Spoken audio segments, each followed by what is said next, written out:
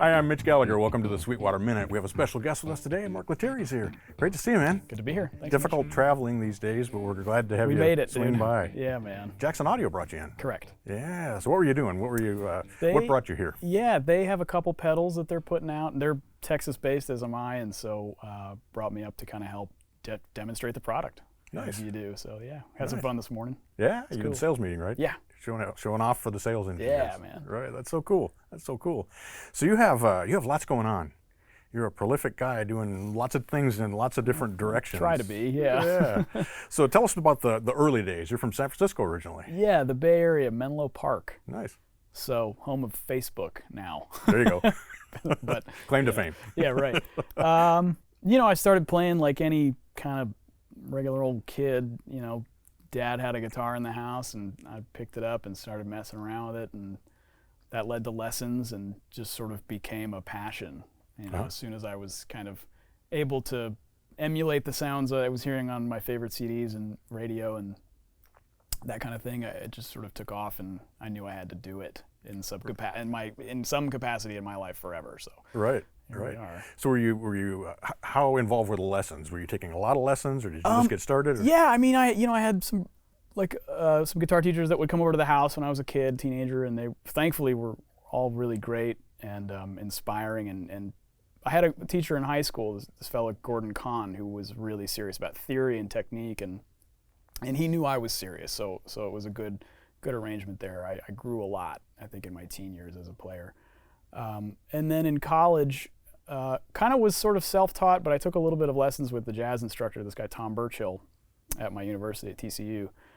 I wasn't pursuing music as a degree, but thought I would do this as an elective, and so kind of got a little bit hip to the jazz vocabulary and harmony. I'm not a jazz guitarist traditionally, but I understand a little bit of the language. And so, yeah, on and off private lessons, and then a lot of just self-discovery and learning by ear and learning on gigs and learning on recording sessions and learning from musicians that were great mentors and just better than me, that you want to hang out with and soak up what they do. And so it's been a long process, and I'm still trying to figure it all out, Sure, Yeah. sure.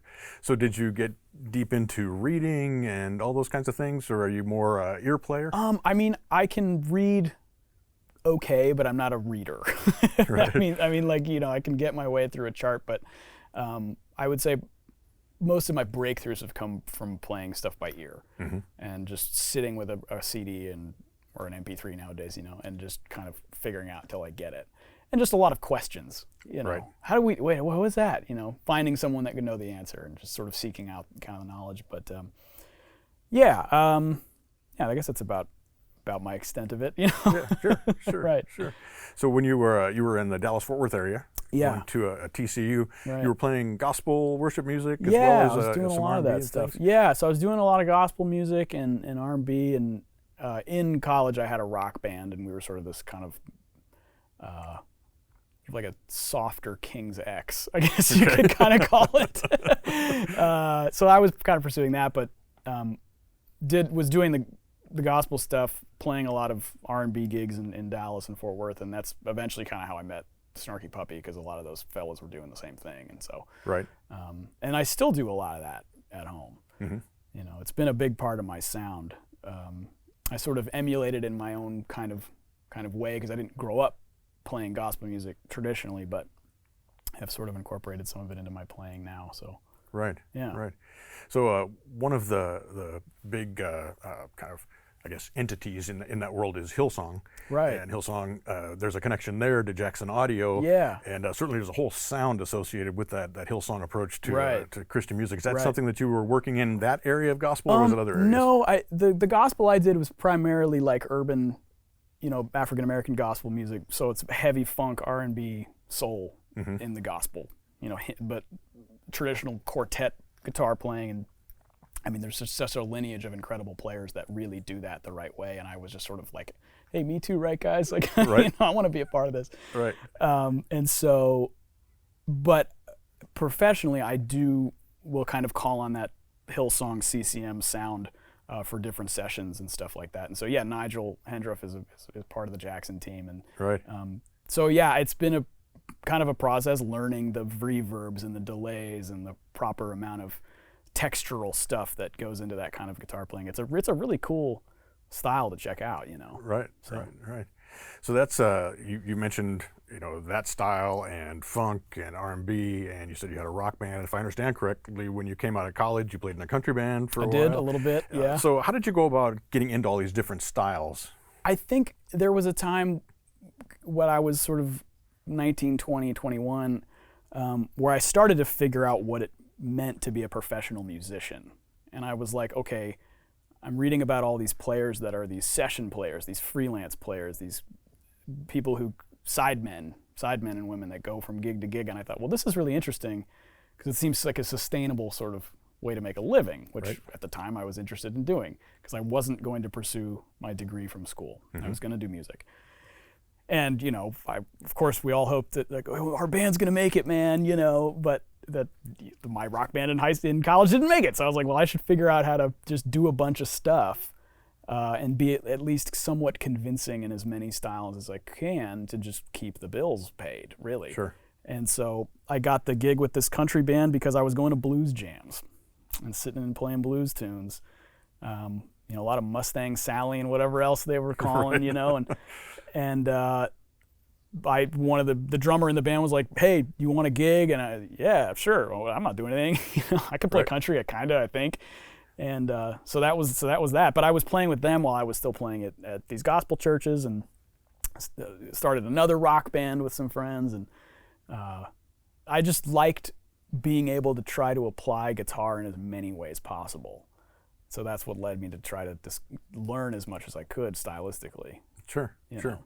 I talk to some players, and it's like vitally important to them that, okay, I'm playing country, so I have to be 100% authentic, and now I'm going to play Yeah. rock, and now I'm playing jazz, and they really get deep into each of those so they can be really authentic. Right. Is that something you pursue, or are you more interested in just bringing what you do to those different styles? Well, I think at this point now, because I do so much of my energy is in my own music now, and you know, a band like Snarky Puppy, for example, where I'm sort of asked to really be myself, you know, within the scope of the music, of course. Right. That maybe that sort of dedicated thing I'm not as active in, but I was. You know, really understanding the nuances of how a country player picks or a soul guitar player does an chord embellishment or something like that. So yeah, there was definitely some serious kind of self-discovery, and a lot of it wasn't necessarily gear-based. It was more just feel and vibe study, right? And then I, you know, kind of figured out the gear thing later, I guess. But Right.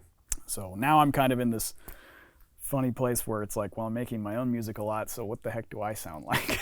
Right. So Well, that's it's an interesting point that you bring that up, because I read a couple of quotes from you recently, and one was that you were interested in being a student of music and not a student of guitar. Sure. What's the difference there, and what does that mean to you?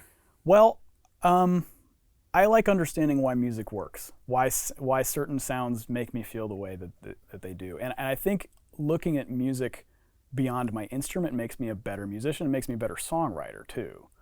I do instrumental guitar music. Guitar is my voice, but I want to make compositions. I want to have an overarching statement beyond six strings, for Right. example. And that might mean listening to stuff that's not guitar based, listening to stuff that's not even music, you know, Right. just sounds, whatever, to kind of encapsulate how I want to, you know, get my voice together, really.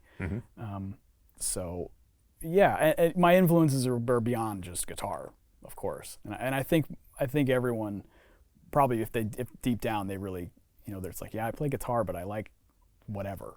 You know, Right. if it sounds good, it's good to me. Right. So Right. I'm curious. The guitar is a interesting instrument because it's both visually pattern based, and it also, because of the way we play it, there tends to be things that feel good and Yeah. things that don't necessarily feel good, and that can be kind of a trap sometimes. Totally. Because you can totally get into a visual pattern that you're playing, and that must be cool because it looks cool. Yep. Or it feels cool. Yeah. How do you break free of that? How do you move past I'm that? working it out because I'm very visual in the sense that a lot of my playing and the way that I phrase is kind of like connecting dots in a sense. but I get it, especially when you learn your first minor pentatonic box, you're like, this is great, I'm right here, I can rock, and you can. It's true. Right. And you can make a career of it, of course. But I think, I think for me, I'm just trying to find the most interesting ways to intervallically do things that I'm trying to hear in my head, right? To try to use the whole fretboard. To some degree of success. Sure, So, right. Yeah, man. That's the challenge, right? To move past that, right. that stage of it. So I've read some interesting things that you'll do. One that caught my eye is you were talking at one point about playing a B flat whole tone scale over a B minor scale. Okay. Over a B minor progression, rather, Right. or a B minor chord. Yeah. I'm interested in how you think about that stuff, how you see it, because obviously there's some notes that line up there. The D is going to be in both, but some of the others are certainly not. Sure. And I think this kind of goes with the way that I kind of never really became a real jazz guitar player. I mean, a lot of it is kind of trial and error, like with chromatics for me, like figuring out.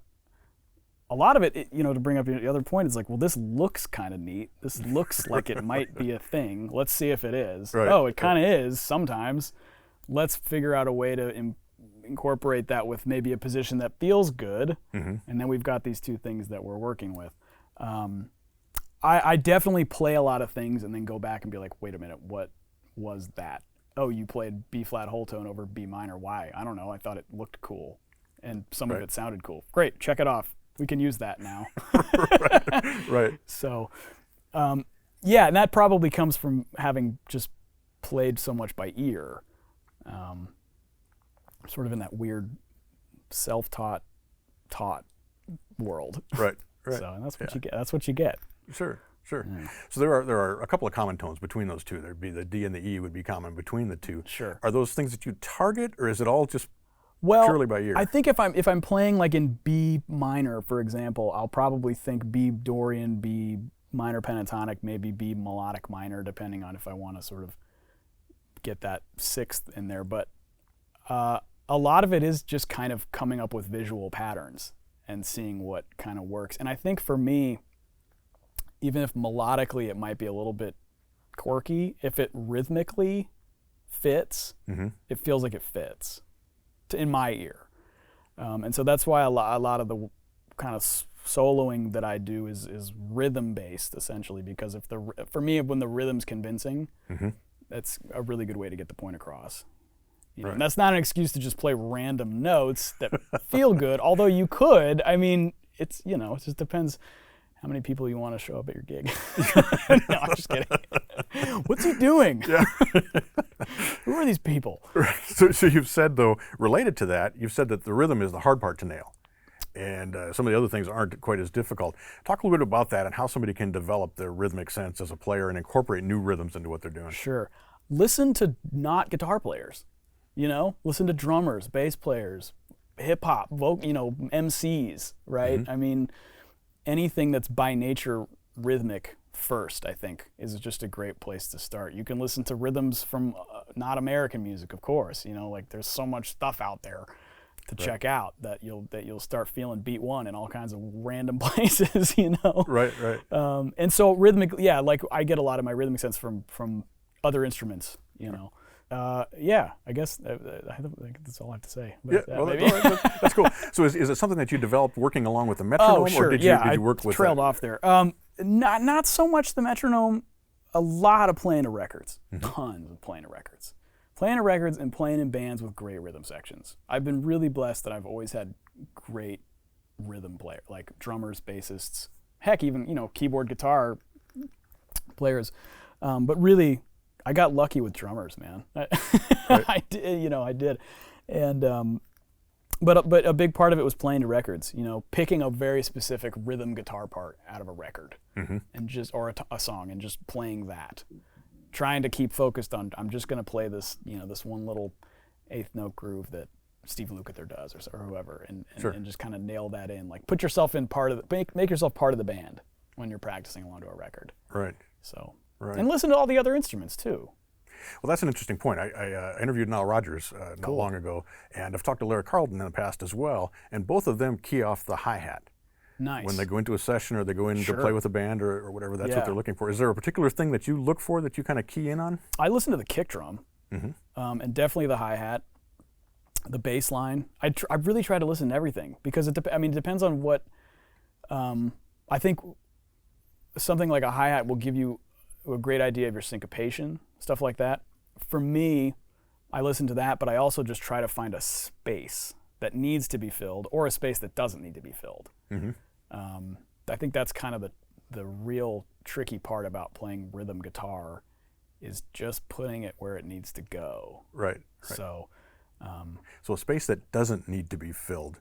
What is that? I mean, I know what that is. well, But I what does mean, that mean? I guess what I'm trying to say is like you have to fill the right spaces because Okay. some you maybe don't play there. It gets too busy but yeah, hi-hats awesome. I second what those gentlemen say, of course. Sure. So and vocally too. I mean, you have to kind of listen to the vocals, the rhythm of the vocals, the timing of the vocals, where you place your fills according to vocal lines, that kind of thing. So Right.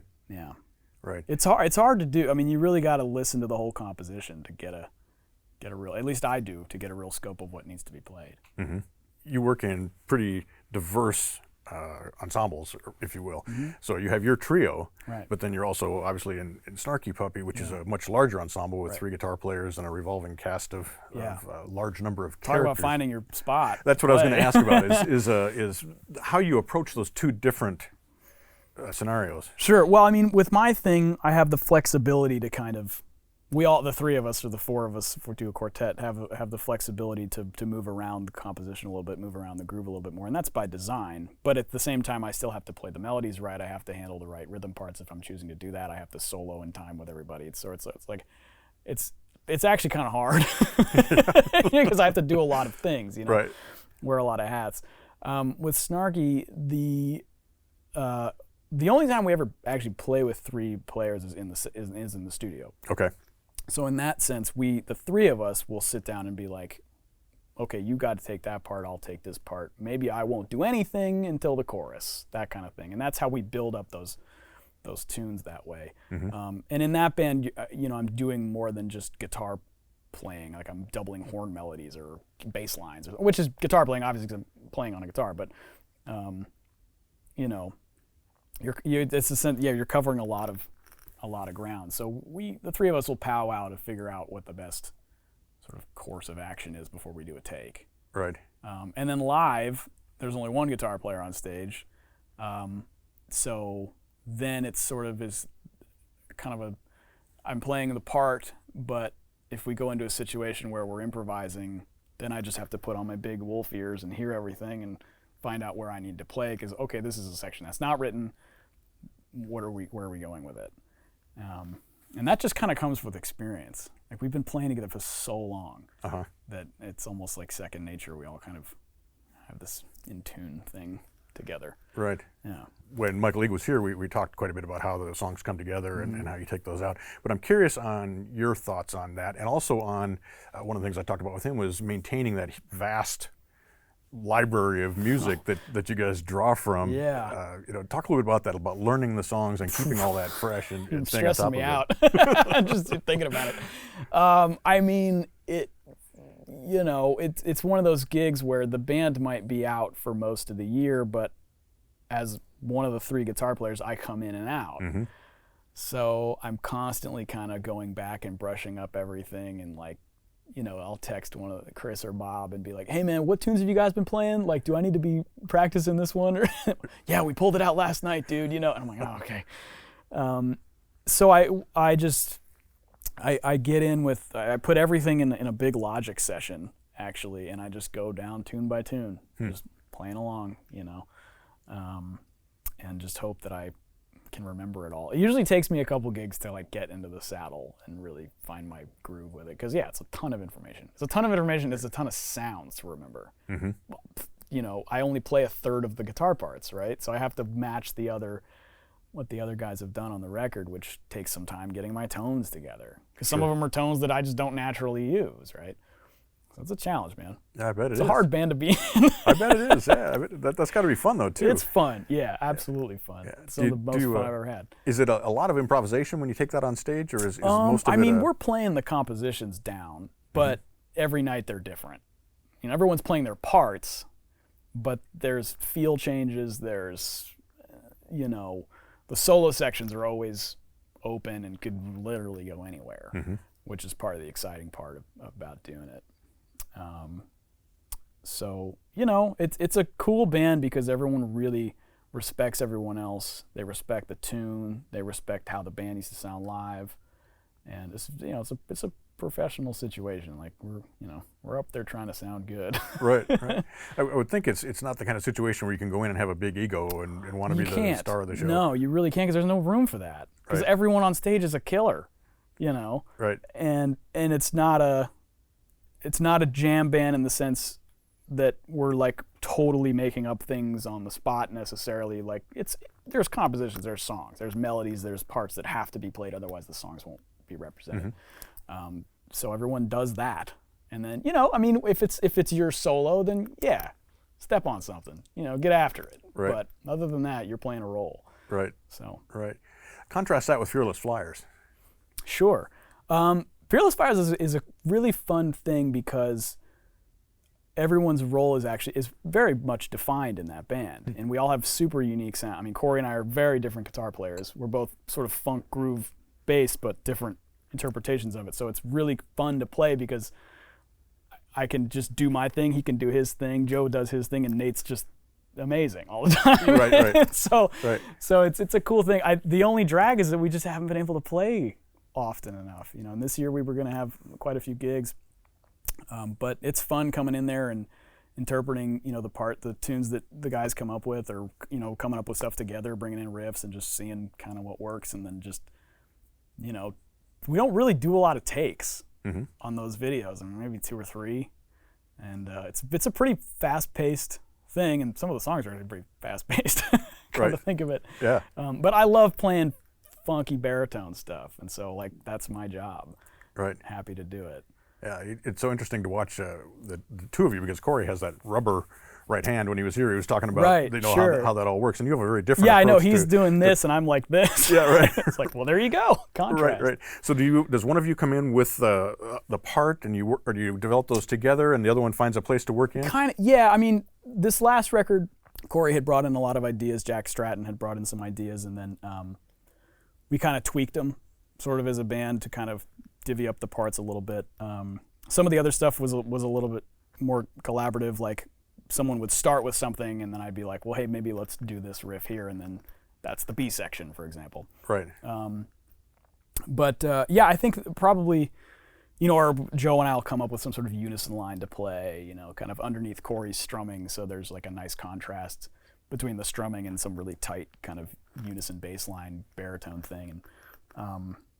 And then Nate just grooves his face off for the whole thing. I mean, talk about playing with great drummers. You know what I mean? Right. Like, well, this is nice. I'm enjoying this. That's got to be fun. So yeah, it's very, very cool. So, but yeah, I mean, the whole drummer thing, man. I mean, I get to play with Nate Smith. I get to play with Larnell Lewis, Jameson Ross, Jason Thomas. You know, Sput Seawright. All these insane players. Right. And I mean, it's like, if they're sitting behind you, you don't really have a choice but to be funky. So, anyway. Not to keep going back to people I've talked to in the past, but when I talked to Nile Rodgers, he talked a lot about the importance of muting and space to achieve the funk, if you will. Yeah, sure. Can you talk a little bit about your approach to that and how you think about it? Exactly the same. Totally. I mean, it kind of goes what I was saying. It's like if you listen to a tune, it may be tempting to, it's like, oh, this is really funky, I'm going to play over the whole thing. But you might not need to do that, because what Niall's saying is the space between the notes is what makes you go. Your body wants to fill in that gap. Right. So if there's something there that's filling it in for you, right, you might not bob as hard. So yeah, listen to Niall. Right. He's right. Yeah. So you touched on it earlier, but obviously you have your own music. You've done 5 solo albums. The last 2 are quite different. Very different. Yeah. Talk a little bit about what would lead you in a direction for a project. Well, I look at them as just a time capsule, really, of where I am as a player and a writer. And as soon as I get some music together that I think holds up and I'm proud of, or at least confident enough to play all the way through, Right. I go and record it. And then I have to figure out how to play it live, you know. Right. So things of that nature, which is my most recent record, is kind of an extension of the instrumental stuff that I do. And then I did a crazy baritone funk sort of odyssey record called Deep, Right. which is at this point, you know, the baritone thing is becoming a focus and just another way that I like to express myself. So I know that all my records might sound crazy different, and hopefully they all still sort of sound like me.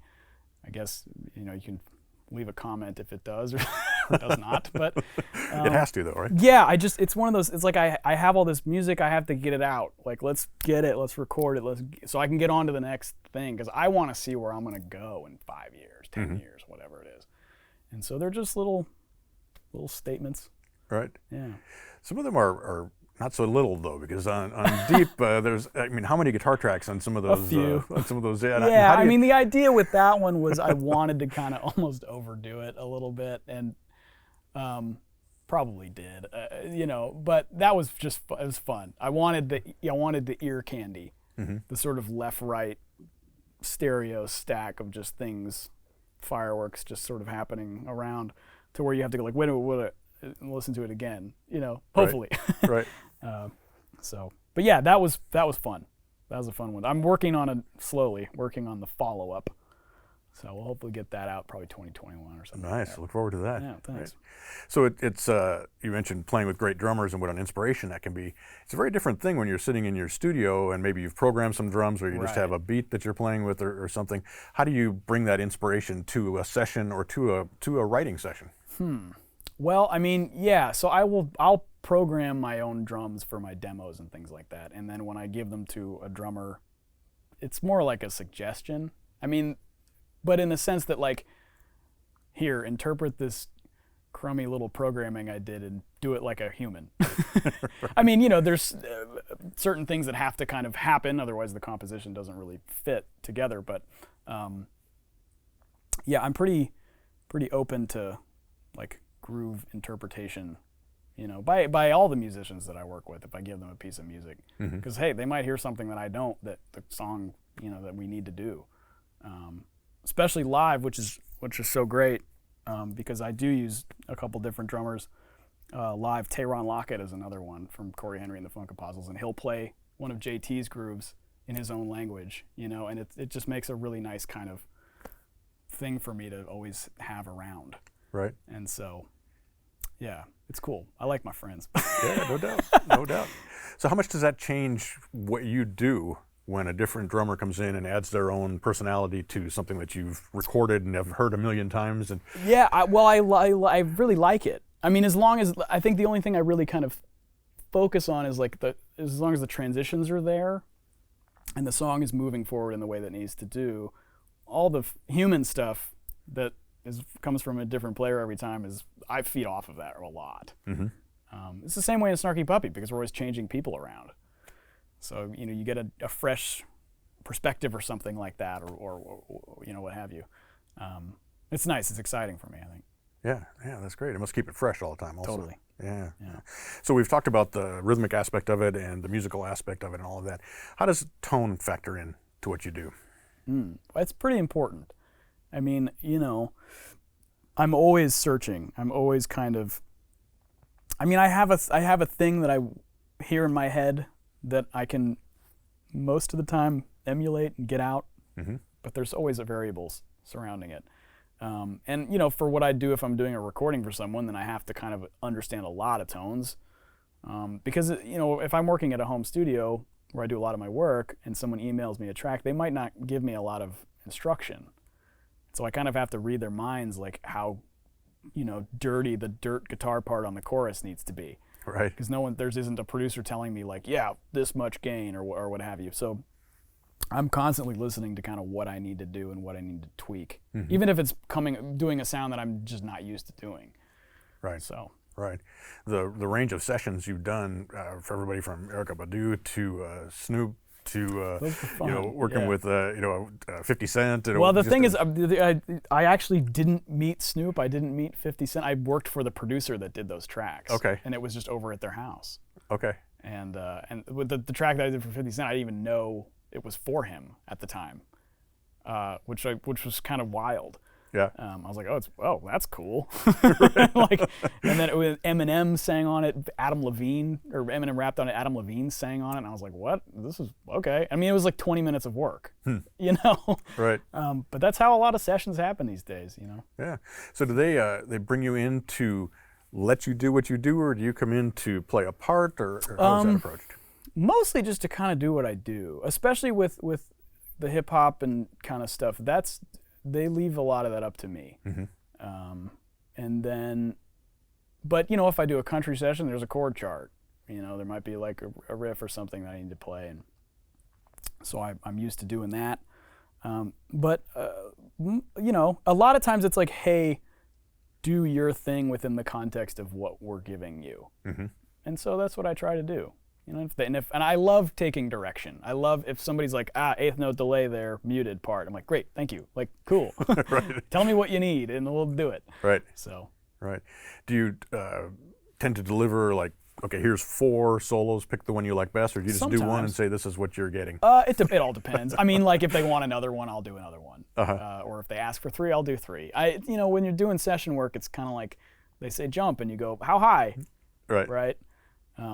And so, yeah, I'm okay with being flexible and, like I said, taking direction and because I want the performance, I want the whole thing to be good, right? It's not just about my guitar part. It's about like, hey, this is a real cool song we all just did, right? Right. So. Right. Yeah. Right. Very cool. So, given that you've worked with all these amazing musicians and different people that you've had in your bands and things, what is it that you look for when you're doing a project or you're putting together a band? What do you look for in the musicians? Probably what everyone would look for. I mean, the feel's got to be there. I think for me, a feel is a big thing. And my music is kind of tough in the sense that like it's got to feel funky, but it's got to rock, which are 2 very distinct sounds. Know. Right.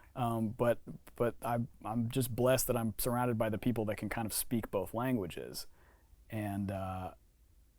But that's the thing, feel. There's got to be, it's got to feel right. If it's funky, it's got to feel funky. If it rocks, it needs to rock. The rock, I don't know. This is a hard question, actually. I like big fat bass tones. I like snappy drum. All the things. But maybe I don't need that on every track. So then the players have to be flexible. I try to work with people that are open, that take direction, that I can communicate.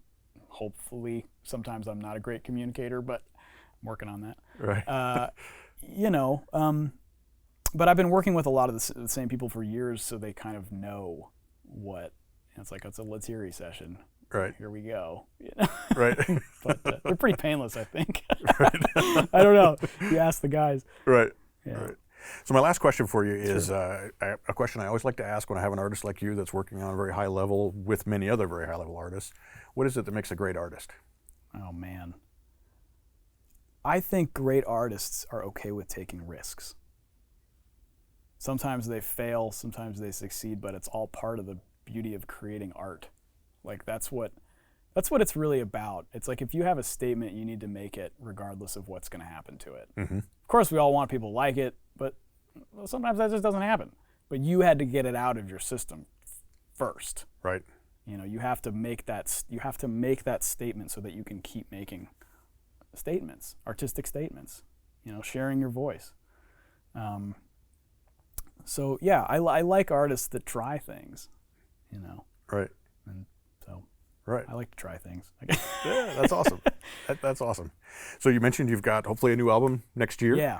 You've got a workshop coming up in August, correct? Yeah. Yeah. Tell us about that. Man, okay. So Andy Wood, dear friend of mine, is putting together this guitar extravaganza. It's called the Woodshed Guitar Experience, and it's Andy Wood, myself, Joe Bonamassa, Brent Mason, Andy Timmons, and Greg Koch. That's a pretty good crew. I have to go practice now. Interview is over. No. So yeah, it's 3 days at this kind of retreat. we've set it up so it's socially distanced, safe, clean. We're gonna, it's a very limited amount of people that can be there, and it's gonna be awesome. Mm-hmm. So I mean, gosh, that's some names. Yeah, So, that's and I'm not even including myself in that, but just to see those guys do their thing is gonna be. I'll be one of the students, like, right. That's a cool thing, though, right? Oh my gosh, you're both a it's the student and a best. teacher. That's awesome. Yeah. That's so cool. Anything else coming up that we should know about? Well, I have things with asterisks on my calendar that, like, I guess this is gonna happen, maybe. Right, right. But I think the next thing I have I don't know when this is gonna air, but I'm gonna probably doing some live stream shows with my group. Cool. From this place called the Guitar Sanctuary in Texas, and so we're gonna do a show, and you can watch it on the internet, and nice. it should be pretty fun. So nice, definitely yeah, check that out. Man, thanks so much for coming in. We appreciate you. Oh, it's my pleasure, man. Coming in and showing the Jackson Audio stuff, and we're grateful to them for bringing you here and man. taking time to sit down. It's been Had a awesome good to hang. chat with you. Thank you. Come back soon. Will Love to do. have you come back. All right. And thank you for joining me for the Sweetwater Minute. I'm Mitch Gallagher.